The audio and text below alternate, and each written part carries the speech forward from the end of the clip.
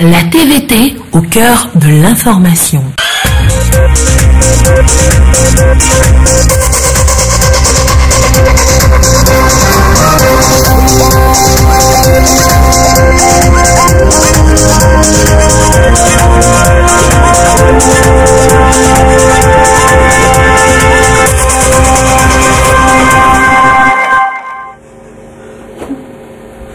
Madame, Monsieur, bonsoir et merci de nous rejoindre pour le journal sur la télévision togolaise, dont voici les principales articulations.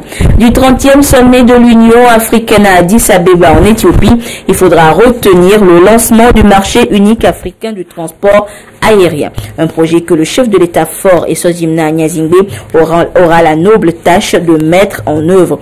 De quoi s'agit-il? Pourquoi le choix porté sur le Togo et quelle sera la mission du président de la République? Les réponses dans cette édition. Et à Lomé, les choses se précisent pour l'amélioration du climat des affaires. La cellule en charge de cette prouesse débute officiellement ses activités et son plan d'action est en étude pour validation. C'était en présence du Premier ministre Komi Selom Klassou. Et puis la sécurité dans la sous-région est au cœur d'une rencontre d'experts à Lomé. Ils harmonisent leur stratégie pour plus de sûreté dans notre zone ouest africaine. À découvrir dans cette édition. Voilà pour les titres, une fois encore, bonsoir. Durant 2 jours, le chef de l'État fort et Sozimna Nyazingbe a pris part aux côtés de ses pairs africains aux travaux du 30e sommet de l'Union africaine. Une session qui aura été marquée, entre autres, par l'élection du Rwandais Paul Kagame à la présidence tournante de l'Union, le vote de la taxe sur les importations commerciales sur le continent, le choix du président fort Nyazingbe pour la mise en œuvre du marché unique africain du transport aérien, les discussions sur la lutte contre le terrorisme et l'extrémisme. La synthèse des travaux avec Essoham Théoutéou. De nouveaux jalons posés pour l'émergence de l'Afrique. C'est le constat fait à l'issue du 30e sommet ordinaire de l'Union africaine, sommet auquel a pris part le chef de l'État fort Sozimna Nyazingbe, président en exercice de la CEDEAO, aux côtés d'une quarantaine de ses pairs. Cette rencontre qui fixe les perspectives de développement de l'Afrique est avant tout une occasion de bilan. Que ce soit le président de la Commission de l'Union africaine, Moussa Faki Mahamat, ou le président sortant de cette institution, Alpha Condé, ou encore les différents rapports présentés, l'Afrique enregistre des avancées. Mais son décollage ne sera réel que si les questions d'union, d'autofinancement de son budget, de crise politique, sécuritaire, d'atteinte aux droits de l'homme et de flux illicites de capitaux trouvaient des solutions. Et c'est justement ces solutions qui sont envisagées à travers les différents projets et mécanismes mis en place. Ce 30e sommet est un sommet important parce qu'il parle de l'éradication de la corruption. Et comme vous le savez, sur le continent africain, la corruption est un handicap pour le développement de nos pays. Et lors de ce sommet, il y a eu au total 17 rapports qui ont été présentés par chaque chef d'État, qui sont des champions sur chaque domaine. Il y a eu 7 projets d'adoption des lois juridiques et il y a eu 3 nominations. Et dans les 3 nominations, il y a bien sûr le président de l'université panafricaine et il y a la nomination des 10 membres du Conseil paix et sécurité dont le Togo est membre. Et le Togo a été réélu de nouveau. Ce 30e sommet, c'est aussi la prise de commandement à la tête de l'Union africaine par le chef de l'État du Rwanda, Paul Kagame. Il devra faire aboutir plusieurs projets dont le marché unique du transport aérien en Afrique, projet confié au chef de l'État Fort Nyazingbe. Ces innombrables réalisations faites en un temps record et parmi lesquelles le nouvel aérogare de Lomé fait office de vitrine du pays et le hub en cours d'installation font de lui l'homme providentiel pour asseoir les bases de ce marché inédit. Ce sont donc pour ses pairs, ses talents de manager et sa vision panafricaniste que toute l'Afrique voudrait capitaliser. Le Togo va jouer un rôle prépondérant. Le chef de l'État togolais a été désigné par l'Union africaine comme champion pour effectivement suivre toute la mise en œuvre et toute la mise en place de ce projet. Donc le Togo va être au centre et au cœur de ce grand projet africain. Et nous pensons que aussi les entreprises togolaises, y compris Askai, pourraient bénéficier largement de la mise du lancement de ce marché unique de transport aérien. Ce projet novateur qui s'inscrit dans la dynamique des réformes institutionnelles de l'organisation offre de multiples avantages, dont l'ouverture du ciel aux compagnies africaines avec des facilités telles que la réduction du coût du transport aérien, la qualité des services et une saine concurrence. En 2019, l'Union africaine aura pour président Abdel Fattah al-Sisi de l'Égypte et son 31e sommet est prévu pour Nouakchott, en Mauritanie. Et c'est qui a donc pris fin cette 30e session avec plusieurs grandes décisions. On l'aura compris, la principale pour le Togo, c'est le choix porté sur le chef de l'État Faure Sozimna Gnassingbé par ses pairs pour mettre en œuvre le projet du marché unique africain du transport aérien, le SAATM en abrégé, Single African Air Transport Market, un projet phare de l'agenda 2063 de l'Union africaine qui permettra de libéraliser l'aviation civile et faire avancer le programme d'intégration économique du continent. Pourquoi le choix du Togo pour piloter ce projet et quelle sera la mission du chef de l'État? Les réponses avec Joseph Amega. Le marché unique africain du transport aérien a été lancé à Addis Abeba en Éthiopie en marge de la 30e session du sommet des chefs d'État et de gouvernement de l'Union africaine. Et c'est le président de la République, Faure Sozimna Gnassingbé, qui a été désigné par ses pairs pour mettre en œuvre ce projet phare au nom de l'organisation continentale. Le marché unique africain du transport aérien est le premier projet de l'agenda 2063. Le président de la République, Faure Sozimna Gnassingbé, dont la vision est de parvenir à une Afrique intégrée, unie, une Afrique dans laquelle les aspirations reflètent les désirs d'une prospérité, d'un bien-être partagé, d'une unité et d'une intégration, se voit confier une mission qui est en parfaite harmonie avec sa vision pour la CEDEAO et le Togo. Le choix du chef de l'État, son Excellence M. Faure Sozimna Gnassingbé, pour conduire la mise en œuvre du marché unique du transport aérien en Afrique est une nouvelle preuve concrète que notre pays a retrouvé toute sa place, la place qu'il mérite au sein du Conseil des Nations. Et en désignant le chef de l'État pour conduire ce grand projet qui s'inscrit dans l'agenda 2063 de l'Union africaine, nous, Togolais, nous devions en être fiers et prier, soutenir le chef de l'État pour qu'il réussisse cette mission-là. Alors, qu'est-ce qui a pu motiver son choix? Vous savez, tout est parti de la 24e session ordinaire des chefs d'État et de gouvernement de l'Union africaine en janvier 2015. Au cours de laquelle il avait été demandé aux pays africains, aux États membres, de s'engager solennellement dans la mise en œuvre de la décision de Yamoussoukro qui date de 1999, à savoir la création d'un marché unique dans le transport aérien.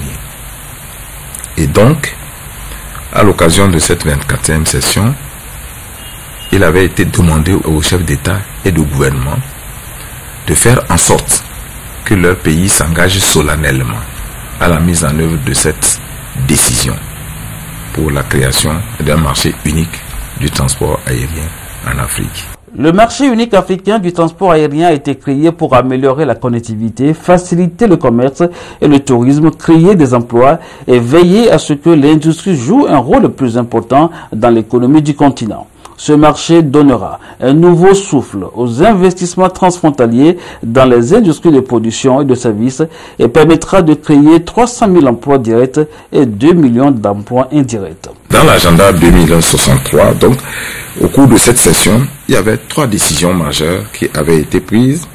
Il y avait une déclaration de la création d'un marché unique du transport aérien, la décision sur le développement de l'agenda 2063 de l'Union africaine.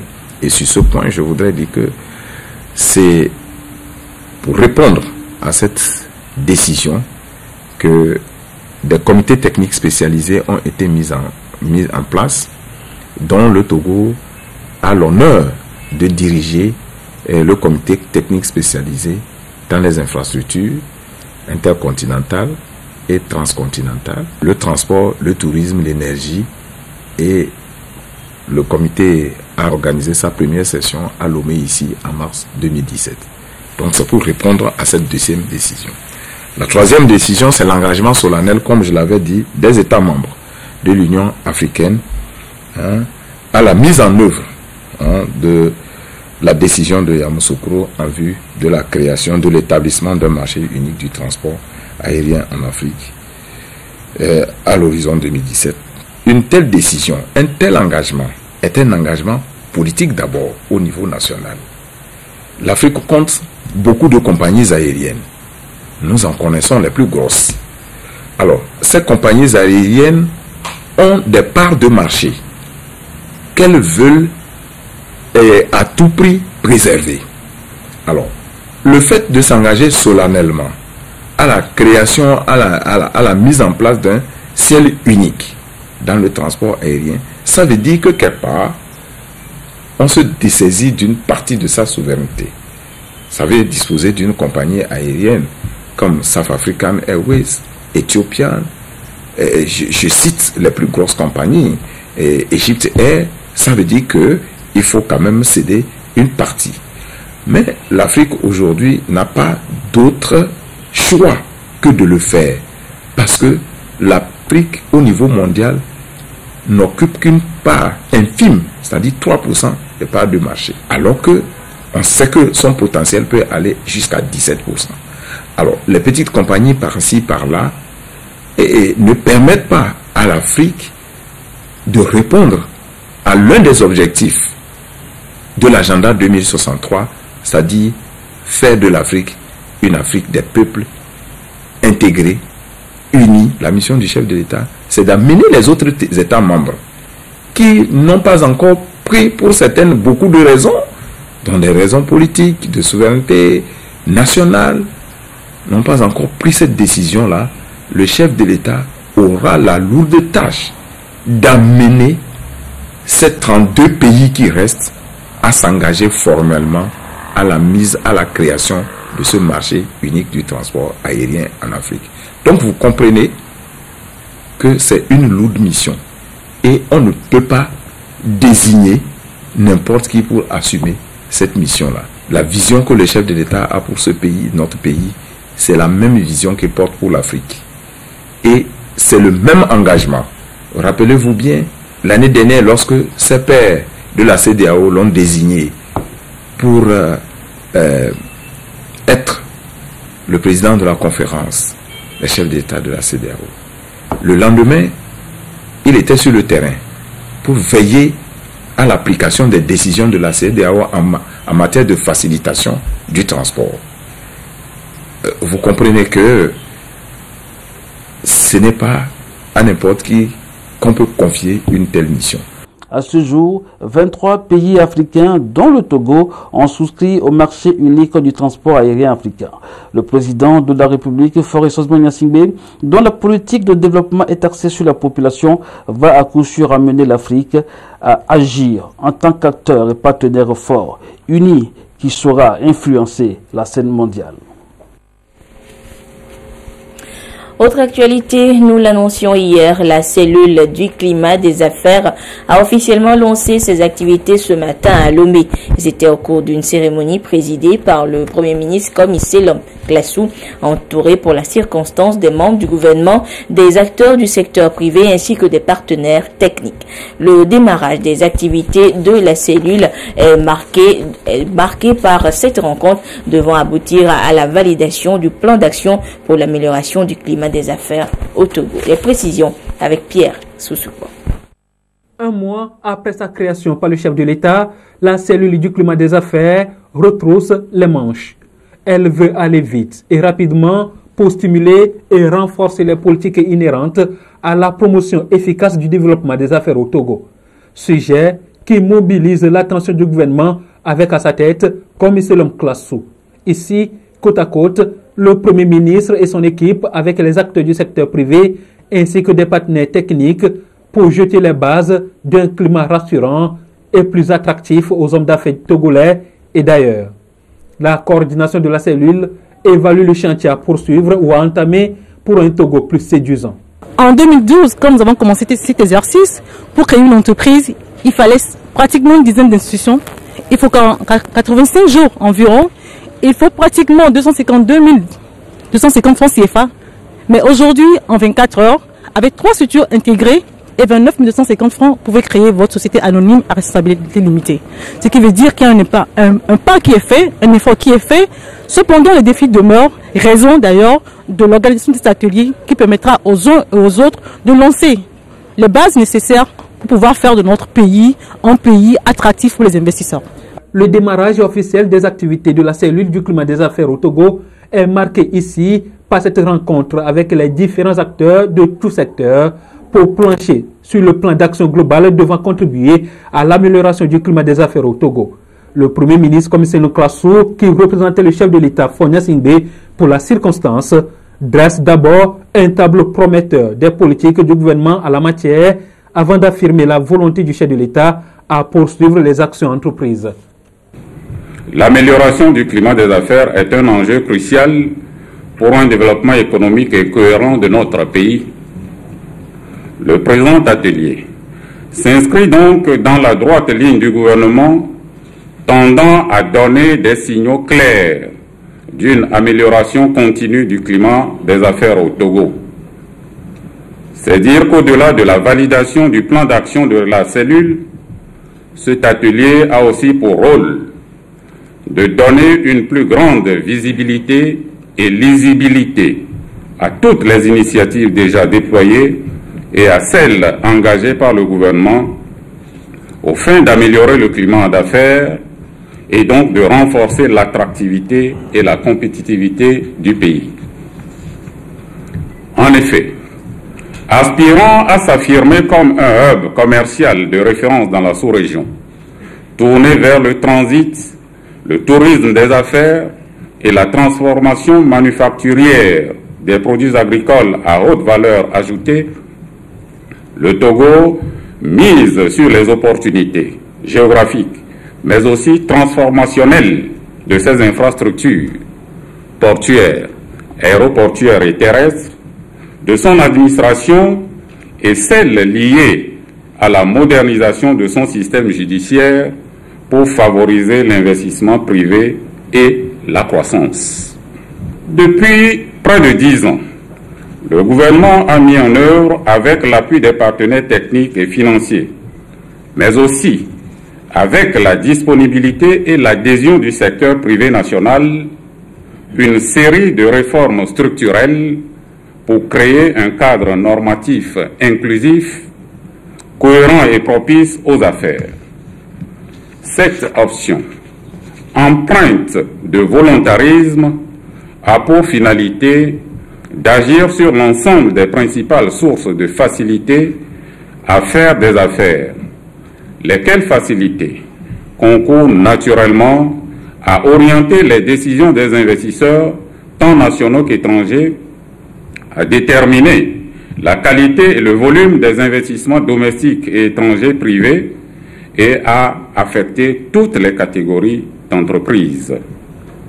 C'est ainsi que les investissements publics, nationaux et internationaux, comme privés, domestiques et étrangers, constituent dans notre pays le principal moteur de croissance économique.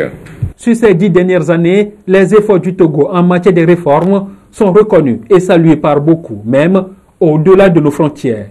Classé parmi les 10 meilleurs pays réformateurs de la gouvernance en Afrique, selon l'indice Mo Ibrahim, le Togo est également mis en exergue dans le même sens par le Millennium Challenge Corporation. Et pour cause, des facilités dans la création des entreprises, la mise en place du guichet unique du commerce extérieur, entre autres, ont produit des effets.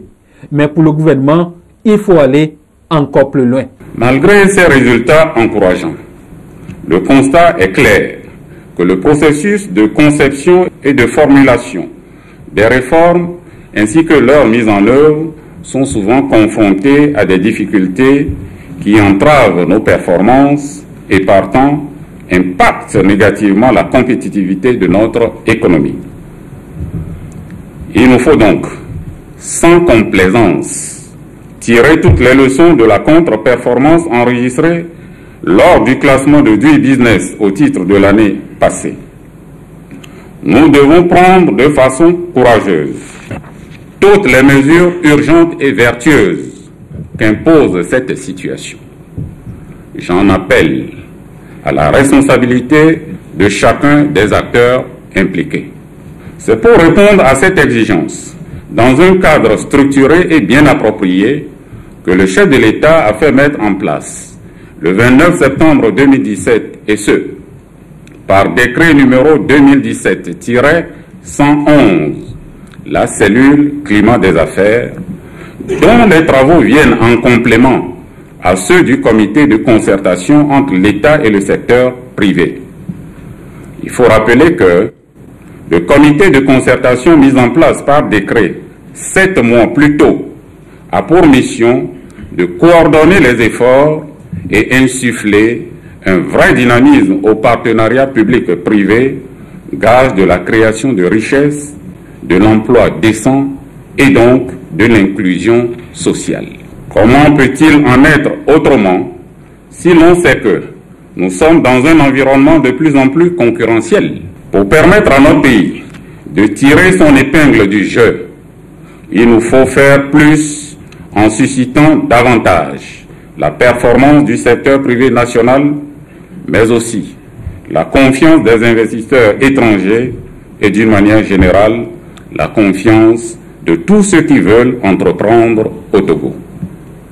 Par ailleurs, dans la droite ligne de la recommandation numéro 7 de la déclaration commune des partenaires lors de la dernière revue annuelle conjointe de 2016, de la mise en œuvre de la stratégie de croissance accélérée et de promotion de l'emploi SCAP, 3 comités sectoriels ont été mis en place, notamment le comité sectoriel sur le commerce et la compétitivité. Ensuite, le comité sectoriel gouvernance économique et judiciaire. Et enfin, le comité sectoriel infrastructure pour la formulation, mais surtout pour assurer le meilleur suivi de la mise en œuvre des réformes engagées. Et pour renforcer cet engagement, 5 actions prioritaires sont déjà inscrites à l'agenda de la cellule du climat des affaires. On parle de la création d'entreprises, du transfert des propriétés, du permis de construire, de l'exécution des contrats et du raccordement à l'électricité. Le chef du gouvernement a exhorté les uns et les autres à faire preuve de leurs expertises en vue de disposer d'un document stratégique consensuel et défendable par tous et pour tout. Ici, beaucoup l'ont exprimé, il y a de l'espoir qu'on y arrivera ensemble pour le plus grand bonheur des Togolais. La création de la cellule climat des affaires au Togo va donc accélérer la réalisation de plusieurs réformes qui auront pour corollaire l'amélioration de l'environnement économique pour créer de la richesse et générer des emplois. Ces réformes sont contenues dans 5 actions prioritaires dites urgentes. Nous vous proposerons dans nos prochaines éditions ces futures actions de la cellule climat des affaires. Mais en attendant les actions à venir, sachez que c'est depuis 2010 que le gouvernement togolais a entrepris des réformes économiques pour attirer les investisseurs et redynamiser ainsi le secteur. Grâce à ces réformes, la croissance économique du pays a été considérablement relancée et stabilisée autour de 6%. Avec la mise en place de cette cellule climat des affaires, ces acquis seront revalorisés en vue d'autres actions innovantes. Faisons le point de ces mesures déjà mises en œuvre dans le dossier de Luc Assis. Asseoir des conditions optimales et conséquentes pour l'amélioration drastique du climat des affaires au Togo, c'est la principale raison qui a motivé le gouvernement à entreprendre depuis 2010 des réformes économiques importantes pour attirer les investisseurs. Des réformes assorties de plusieurs dispositifs destinés à faciliter la création des entreprises en un temps record sans l'obligation d'un recours à un notaire. Les opérateurs économiques ont désormais la possibilité d'effectuer toutes leur opération en un seul lieu, qui est le centre des formalités des entreprises CFE, par le biais du guichet unique du commerce extérieur GRIS. Il est à noter aussi la suppression de la taxe professionnelle unique TPU, la baisse de la TVA à 10% et la construction de nouvelles infrastructures à l'aéroport international Gnassingbé-Yadema et au port autonome de Lomé. En matière de création d'entreprises, avant c'était vraiment très difficile. Aujourd'hui, chaque jeune peut créer son entreprise. Et ça, c'est déjà une bonne chose. Parce que l'entrepreneuriat, aujourd'hui, l'avenir de notre nation est basé donc sur cela. Et il est important et il est nécessaire que ces jeunes-là puissent aujourd'hui être en mesure donc aussi d'entrer dans la compétition pour pouvoir avancer. Et cela nous permet, et surtout avec l'annonce tout dernièrement donc du quota de 20% qui sont accordés à la jeunesse, de déjà nous organiser. Parce que c'est une mesure incitative, c'est une mesure d'inclusion de cette frange de la population, déjà leur permettre donc d'aller à la conquête du marché public. Et je crois que c'est véritablement une très bonne chose. Au rang de la panoplie de mesures mises en place par le gouvernement pour faciliter la création d'entreprises et la protection des investisseurs, la réduction des droits d'enregistrement des actes civils et judiciaires translatifs de propriété et d'usufruit de 5% à 2%, ainsi que la mise en place d'un greffe commercial autonome. À cela s'ajoute la libération du capital social pour les sociétés à responsabilité limitée et la réduction de 30% du coût de raccordement à l'électricité. Au vu de ces mesures, un rapport de la Banque mondiale datant de 2016 a salué les efforts du Togo en matière de réforme. Il y a la chambre commerciale actuellement qui a été instituée. C'est déjà une avancée. La deuxième chose, c'est le transfert de propriété. Nous entendons par transfert de propriété le fait que vous avez déjà un bien qui est dûment enregistré, qui possède alors les titres de propriété normalement, et que vous voulez céder ce bien. Donc, vous vendez par exemple, et donc les délais également là sont réduits. Et les tasses ou les droits de mutation également sont sensiblement réduits. Moins de 48 heures, on peut créer une entreprise. Et non seulement on crée l'entreprise, mais les droits sont réduits. C'est-à-dire les tasses qu'on doit verser à l'État sont sensiblement réduites. Les notaires contribuent en réduisant également leurs propres honoraires ou émoluments. Toutes ces réformes permettent de rassurer et de mettre en confiance les investisseurs étrangers et le secteur privé, puis renforcer l'attractivité et la compétitivité du Togo. Entre autres résultats obtenus de ces réformes, le classement du Togo parmi les 10 meilleurs pays réformateurs de la gouvernance en Afrique et les 12 points gagnés par le pays entre 2012 et 2016, selon le rapport sur la liberté économique de l'institution américaine Heritage Foundation. C'est pour conforter ces acquis que la cellule climat des affaires a été créée afin de mener à bon port les actions urgentes dans le domaine pour améliorer la croissance économique, créer de l'emploi, accroître les revenus de l'État et faire reculer la pauvreté. Autre sujet en actualité pour trouver une solution définitive à la crise que traverse le monde éducatif au Togo, un groupe de travail a été mis en place pour discuter et trouver une sortie de crise. Ce groupe dénommé Comité national du dialogue social a tenu ce matin à Lomé sa toute première réunion. Il s'est agi de mettre en place un bureau directeur et de définir le cadre des concertations. Fafa Dalmeda, Carmen Madji, Akapo. Le secteur de l'éducation au Togo traverse une crise. Elle se manifeste par de nombreux mouvements de grève observés par les enseignants pour la satisfaction de leur plateforme revendicative. Le gouvernement, de son côté, met tout en œuvre pour ramener la sérénité et permettre que l'année scolaire 2017-2018 se déroule en toute quiétude. Le 11 janvier dernier, le Premier ministre, Commissaire Classou, a de nouveau lancé les discussions avec les différents acteurs du système éducatif. Quelques jours après, un groupe de travail dénommé Comité national du dialogue social a été mis en place par arrêté du Premier ministre. Ce comité tient ici sa première réunion. Pour les parties prenantes, ce nouveau cadre de concertation permettra de réformer le secteur de l'éducation. Dans ce groupe, nous avons des compétences capables de discuter des problèmes qui nous sont confiés.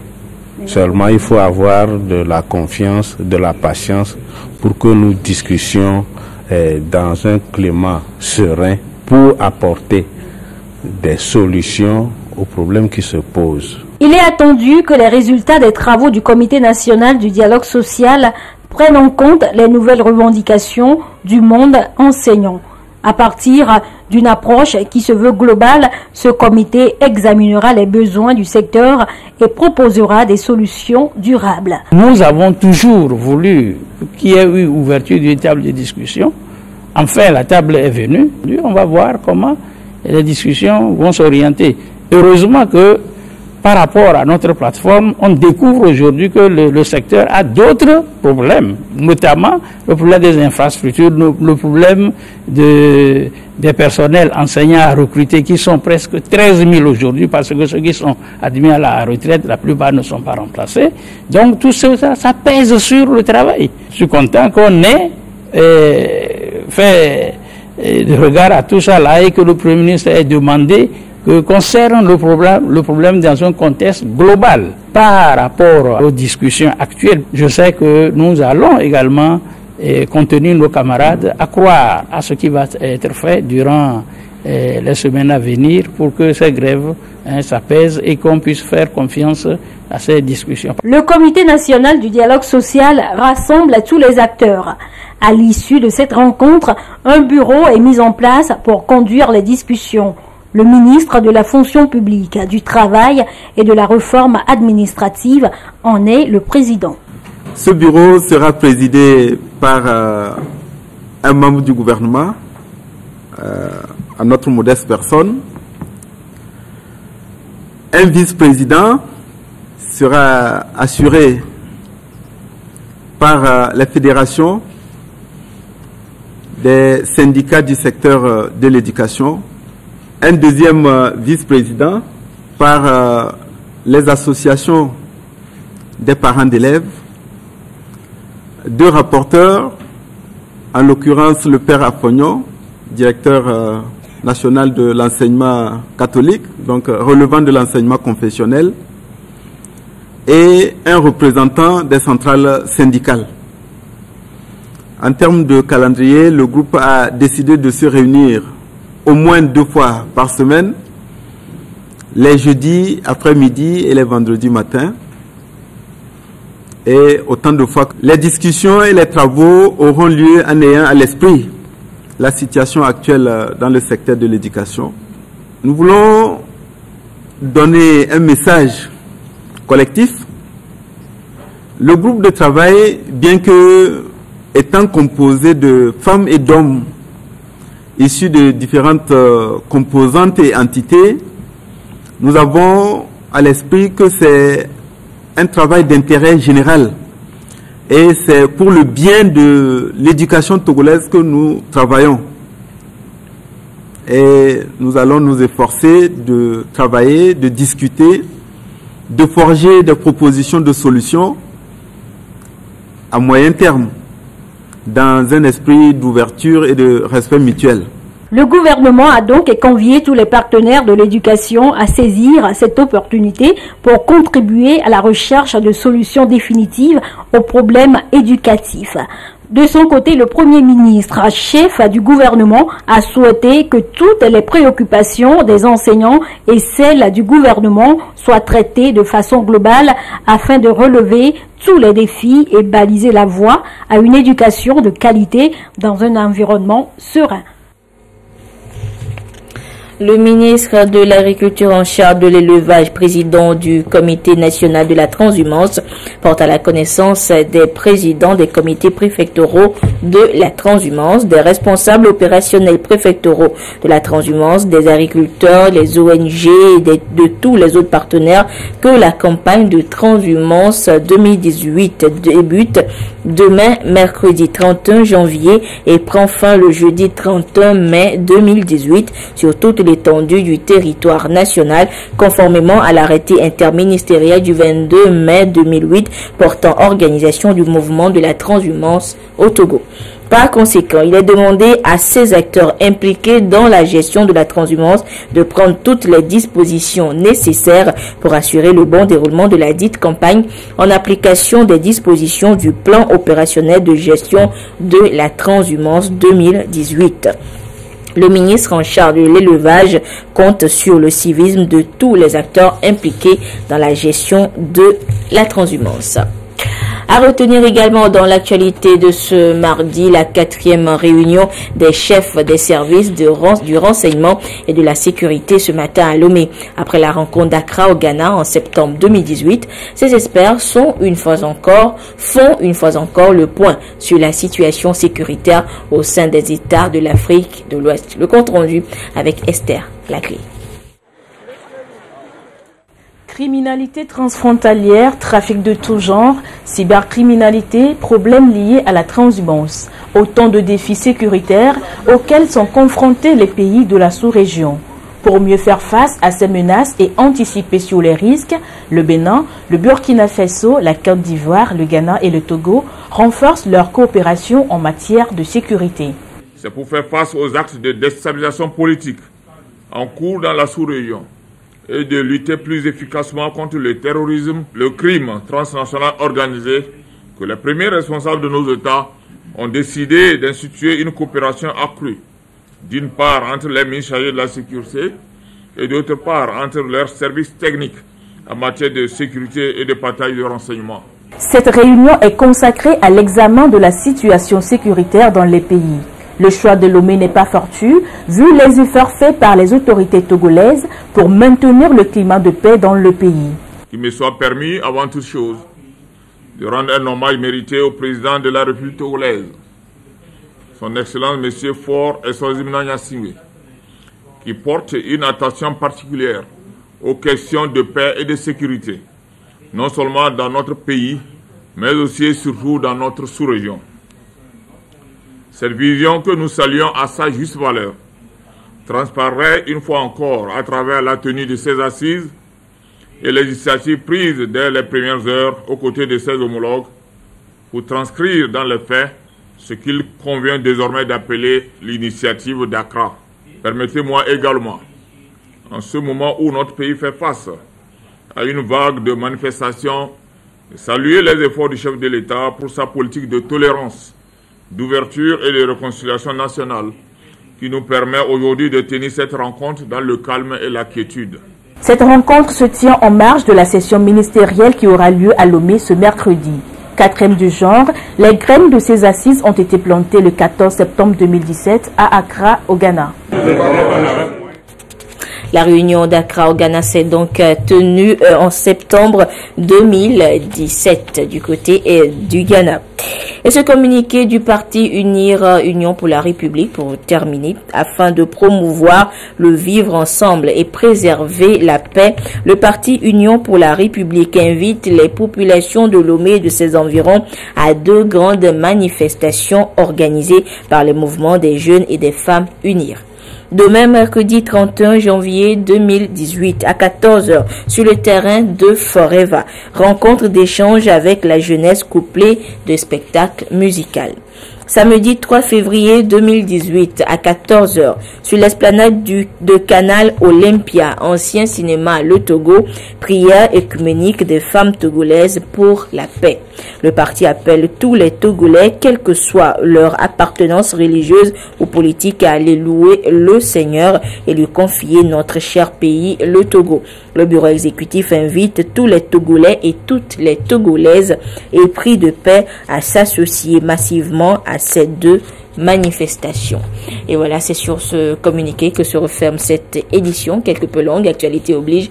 Merci de votre fidélité à la télévision togolaise. Excellente suite de nos programmes. Au revoir.